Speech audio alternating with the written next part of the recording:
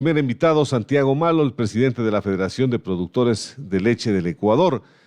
En horas anteriores en la Asamblea Nacional, por parte de iniciativa del asambleísta Mario Curicama, se está trabajando sobre un proyecto de ley orgánica para fomentar la producción, comercialización, industrialización, consumo y fijación del precio de la leche y sus derivados, situación que ha traído año tras año consecuencias a todo el sector agrícola del país y productores de leche.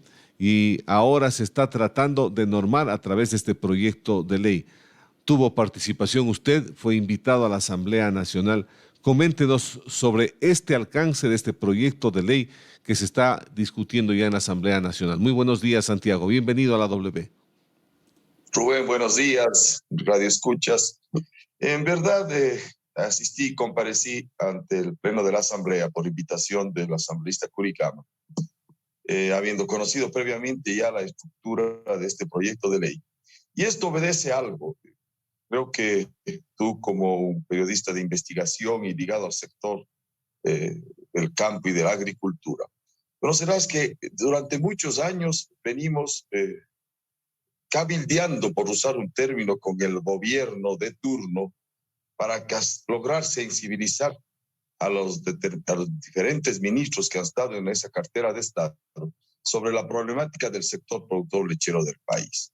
Hemos vivido escenarios que no creo que deben ser dables. Durante más de 4 o 5 gobiernos, pues nombran un ministro, tenemos una serie de reuniones con el ministro y sus asesores, sensibilizamos a la autoridad sobre la necesidad del sector y el ministro es cambiado.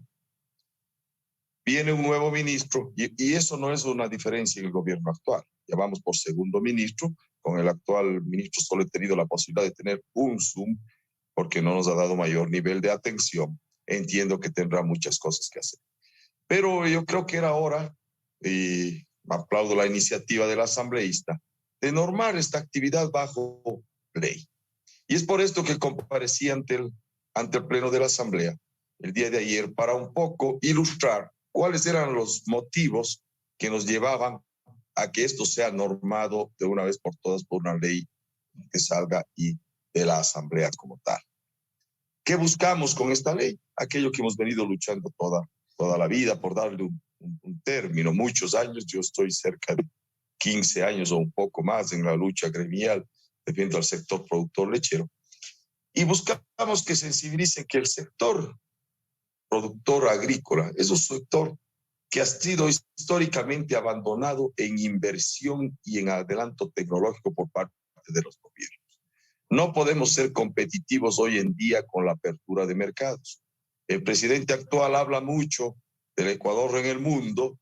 Nos da un poco de miedo que un momento de esos en el sector agrícola, el mundo se tome el Ecuador. Y nosotros los productores agrícolas quedemos de lado y ahí sí afectaríamos tremendamente a un sector extremadamente vulnerable que todos ustedes conocen por los antecedentes que les digo, donde no ha habido ningún tipo de inversión ni interés de los gobiernos de turno. Entonces buscamos hoy día que se pueda proteger a través de una ley. Que a través de esta ley salga normado que se tiene que preocupar del sector agrícola, se tiene que invertir en el sector agrícola, se le tiene que dar el escenario adecuado para que pueda ser competitivo el sector agrícola, porque somos quienes generamos día a día el alimento para las ciudades y para la población en general. ¿Qué importaría tener el tremendo recurso? Lo que le pasa a Venezuela, hagamos un símil a Venezuela. Venezuela en un momento determinado tenía grandes ingresos por el tema del petróleo, descuidó el sector agrícola y tenía que comprar absolutamente todo para dar alimentación a su pueblo. Y luego de esto, con lo que está pasando ahora con la nueva tendencia de Maduro y Chávez y todo, no tienen ni producción y no tienen ni plata. Viven en una situación de alimentación tremenda.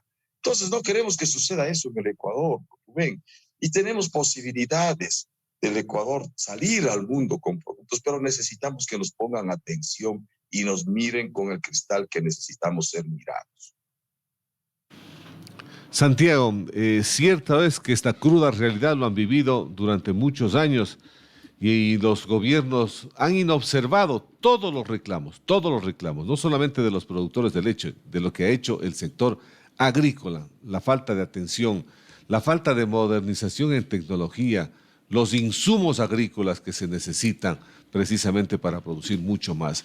No ha habido la iniciativa de poder inyectar incluso créditos al sector agrícola. Hoy se habla que hay unos créditos que van de 500 a 5.000 dólares para incentivar nuevamente a los pequeños productores, a los microproductores en el país.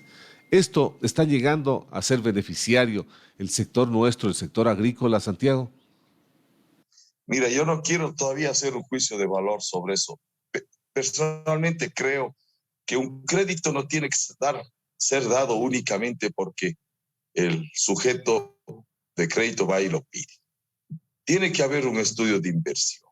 ¿Por qué lo digo esto? Porque muchas veces ha sucedido que tú obtienes $5,000 en el Ban Ecuador y no lo inviertes en el sector porque sacaste $5,000 para cubrir necesidades.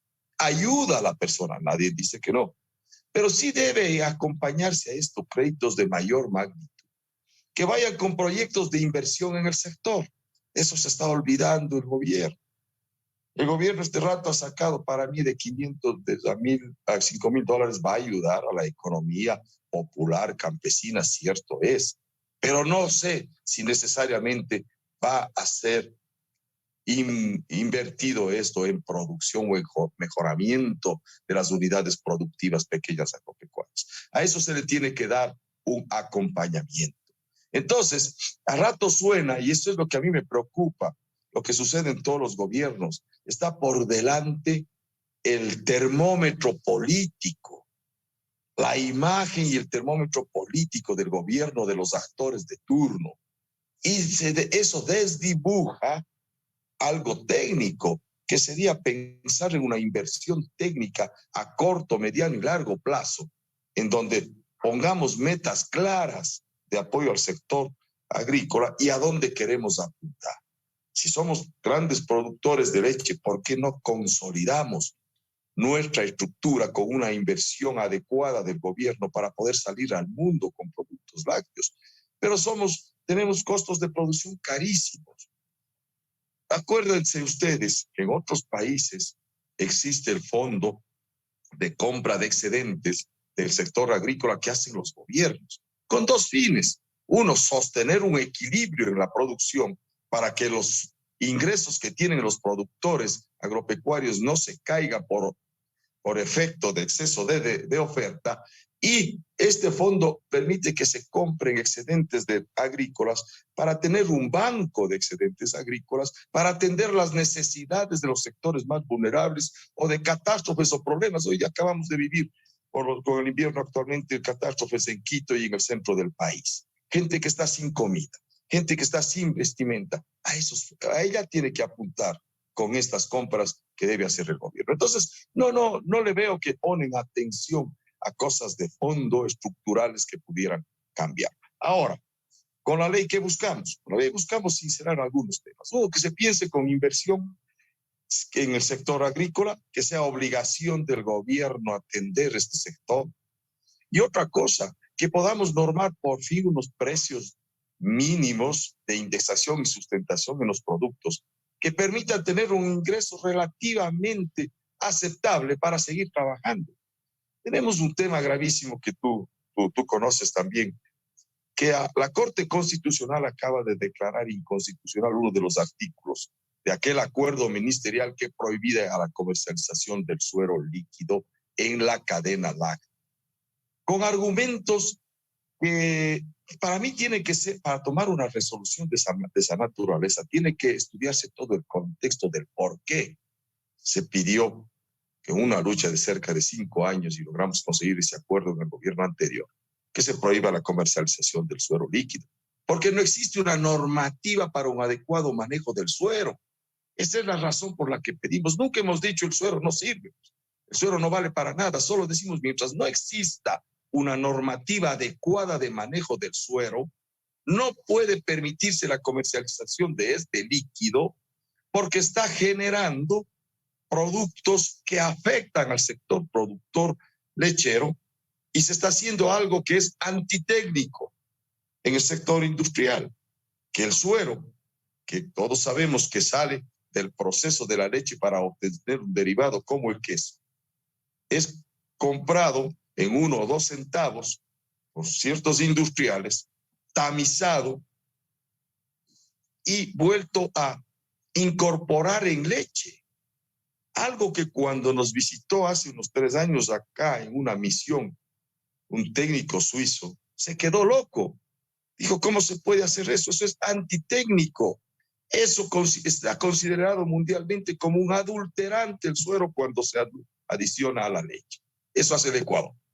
Entonces, nuestro interés era prohíbase esa comercialización para que no se den estas malas prácticas y nórmese un adecuado uso del suero, porque del suero podemos tener muchos componentes buenos, podemos obtener proteína de suero que va para la industria farmacéutica. La proteína de suero en otros países usa para hacer bebidas energizantes, la proteína de suero usa para adicionar a aquellas componentes que van para la cría para la primera etapa de los niños, que es aquellas leches enriquecidas con altos niveles proteicos, porque el suero tiene 97% de agua y un 3% en donde van ciertos nutrientes de la leche.